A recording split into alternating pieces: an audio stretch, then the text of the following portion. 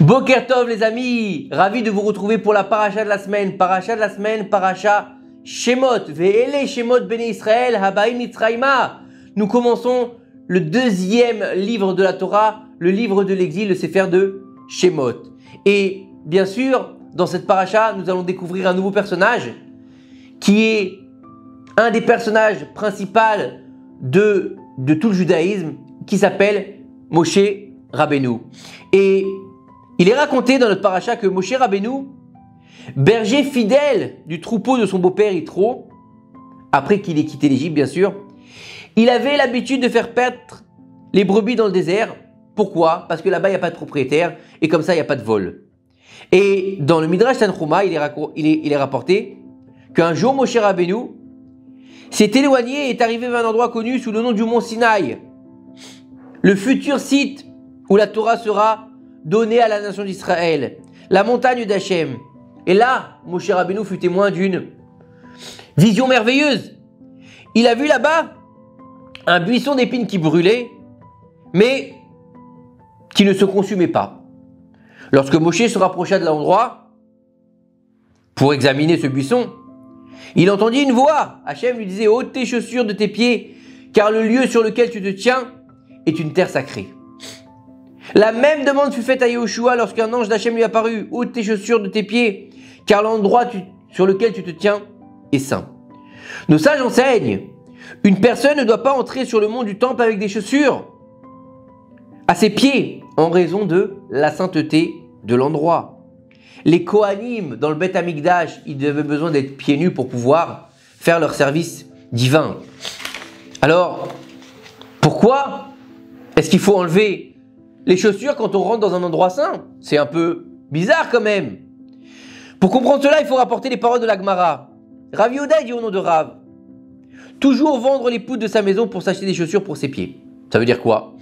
Rashi nous explique: il n'y a pas de plus grande honte que d'aller pieds nus sur le marché. Quand Adam Arishon, le premier homme, il a péché en mangeant du Etz Hadat Tovara, le fruit défendu, Akadosh Baruch Hu a fait descendre sur terre 39 malédictions. 10 malédictions sur lui, 10 malédictions sur sa femme, 10 malédictions sur le serpent et 9 malédictions sur la terre. La terre, elle a reçu 9 malédictions. Étant donné que le sol, il a été maudit, une personne doit porter ses chaussures pour se séparer de la terre, pour pas qu'elle touche la terre directement puisqu'elle est maudite. Et Rav Yehuda dans la Gemara, il nous dit que il est important de mettre des chaussures, même si on doit vendre les piliers de sa maison pour ça. Ça veut dire que un homme, à quoi lui servent ses biens matériels s'il n'a pas de chaussures? Parce qu'il serait en contact avec la malédiction, donc il serait maudit lui-même. Dans les bénédictions du matin, dans le Birkat HaShachar, on va dire: béni sois-tu Hachem, notre Dieu, qui m'a comblé de tous mes besoins. Et en fait, au niveau de l'explication ésotérique de ce verset, on nous dit en fait qu'on remercie Akadosh Baruch Hu dans ce verset de nous avoir donné des chaussures. Et parce que grâce aux chaussures, on peut quitter notre maison et subvenir à tous nos besoins. Pourquoi? Parce que sans chaussures, on sera en rapport avec la terre et on sera en rapport avec la malédiction. Donc comment est-ce qu'on peut avoir la bénédiction si on est en rapport avec la malédiction? C'est impossible. Par conséquent, on doit faire attention et avoir une très grande appréciation pour cette bénédiction. Quand on dit qu'il m'a comblé de tous mes besoins, il faut comprendre que nos chaussures nous protègent de la malédiction de la terre, ce qui à son tour permet à la bénédiction d'Hachem de reposer sur nos biens, car ils n'ont pas été entravés par la malédiction. On aura fait une séparation entre la malédiction de la terre et notre propre bénédiction. Non, maintenant on peut comprendre pourquoi nous devons enlever nos chaussures pour se tenir sur un lieu saint.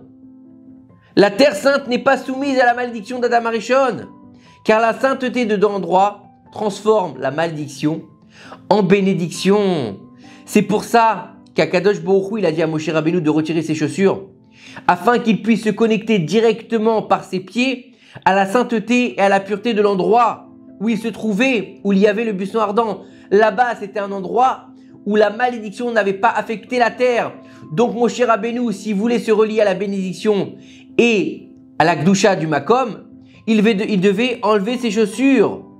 Il est rapporté aussi dans le Zohar, lorsqu'Hachem a ordonné à Moshe Rabbeinu d'enlever ses chaussures, c'était également une allusion pour lui de se séparer de son épouse. Moshe Rabbeinu avait atteint un tel niveau de sainteté qu'il était en mesure de recevoir la prophétie tout le temps, à tout moment. De jour, de nuit, éveillé, en sommeil. C'était pas comme les autres prophètes qui devaient dormir ou qui devaient se préparer avant, aller au mikvé et faire de la musique. Non, lui, à tout moment, Dieu il pouvait lui demander de prophétiser. Et il faut savoir que le Zohar, il nous dit que la femme, elle est comparée à une chaussure. Pourquoi elle est comparée à une chaussure? Pas parce qu'elle est plus basse que l'homme, chas v'shalom, que Dieu nous en préserve de penser comme ça. Si on a dit que la chaussure, elle représente tous les besoins de l'homme, donc ça veut dire que la femme, elle est tous les besoins de l'homme. Et en fait, un peu plus loin, le Zohar nous explique que c'est par rapport au rite de la Khalitsa. C'est quoi le rite de la Khalitsa? Il faut savoir que si un homme, lo alenu, il meurt sans avoir d'enfant, à l'époque du temple bien sûr, son frère devait épouser sa veuve afin de donner naissance à une descendance à son frère. C'est-à-dire qu'il allait se marier avec la veuve de son frère pour que les enfants en fait portent le nom du frère défunt. Et s'il ne voulait pas épouser sa belle-sœur pour X raison, parce qu'elle ne lui plaisait pas, parce qu'il n'avait pas envie de donner une descendance à son frère, qu'est-ce qu'il devait faire? Il devait aller faire la Khalitsa. Il devait aller publiquement lui cracher, elle devait lui cracher au visage, lui ôter une chaussure, et en lui disant qu'il ne voulait pas de cette femme-là. Et on nous dit ici, tout comme un homme porte ses chaussures pour avancer correctement et sortir s'occuper de ses besoins, ainsi aussi, c'est la femme de l'homme qui prend soin de ses besoins. La femme de l'homme, c'est elle la maison. En général, elle cuisine, lave les vêtements, repasse. Mais il faut savoir que c'est pas simplement ça une femme. Une femme, c'est pas une femme de ménage, c'est pas une femme qui reste à la maison pour faire des petits plats à son mari ou bien pour lui repasser ses chemises. Non. Dans un sens plus profond, il faut comprendre que la femme d'un homme le sauve de la malédiction de la terre. Ça veut dire que elle est la source de la bénédiction de l'homme. Nos sages nous disent dans la Gemara que la bénédiction se trouve dans la maison d'un homme uniquement grâce à sa femme. Si un homme il veut avoir de la réussite, il va avoir une bonne parnassa, faut qu'il ait d'abord s'occupe bien de sa femme, qu'il respecte sa femme, qu'il honore sa femme, qu'il la complimente et qu'il la rende heureuse. Il va avoir la bracha. Ça va, même s'il va pas avoir beaucoup de parnassa, mais il va avoir une bracha. C'est pas la quantité, mais c'est la qualité qui compte. Il se peut qu'il gagne peu, mais qu'il soit complètement, qu'il soit complètement repu, qu'il ne manque de rien, alors qu'il peut gagner beaucoup et qu'il lui manque de tout. Et en fait, il faut comprendre que en respectant notre femme, on va être couvert de bénédictions, on va aussi gagner par là le succès et la longévité.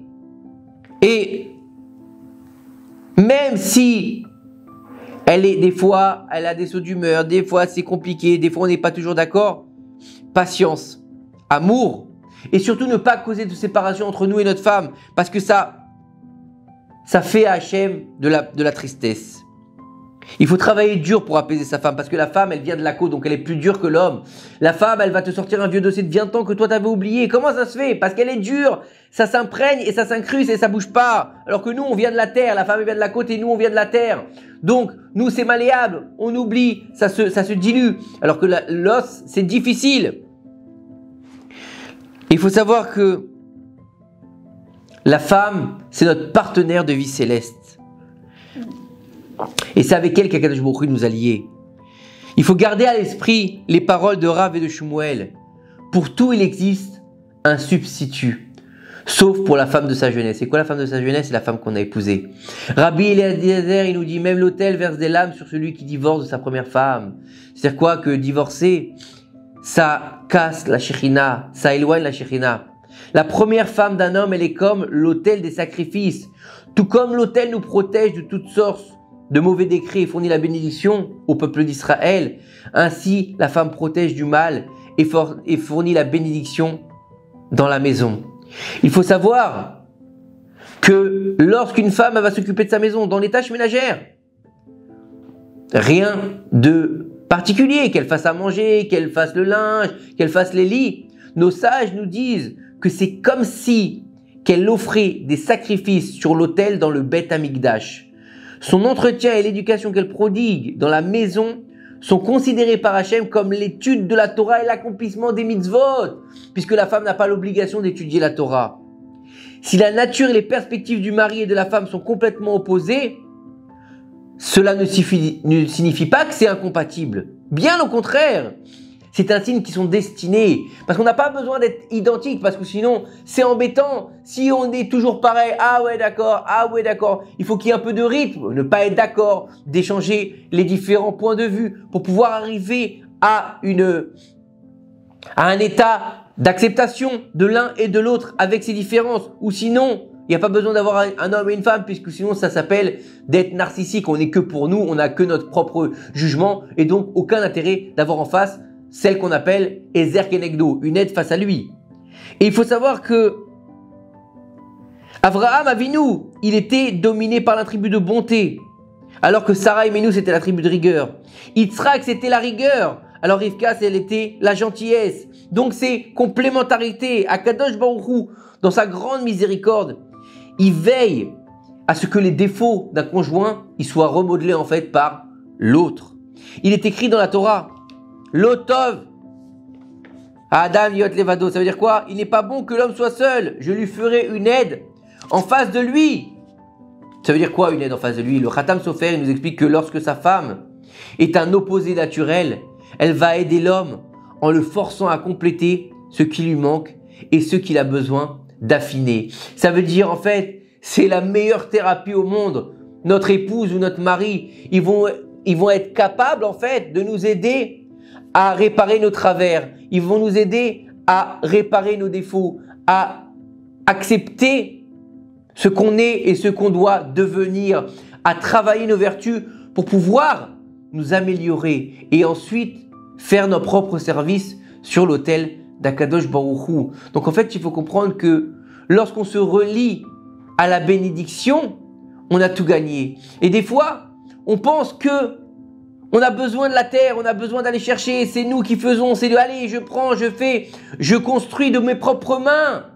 Dieu il te dit regarde, la terre elle est maudite, fais une séparation avec la malédiction pour avoir la bénédiction. C'est ça qu'il faut comprendre de la paracha de la semaine, que ôte tes chaussures, c'est pas péjoratif, c'est mets ta femme sur un piédestal et elle va pouvoir faire de ta maison un royaume. Car on dit que si tu veux être un roi, fais de ta femme une reine. Que ces quelques paroles de Torah nous aident à faire venir le Mashiach. Bimera Be'amnu. Amen. Shabbat, Shalom, Umevorach.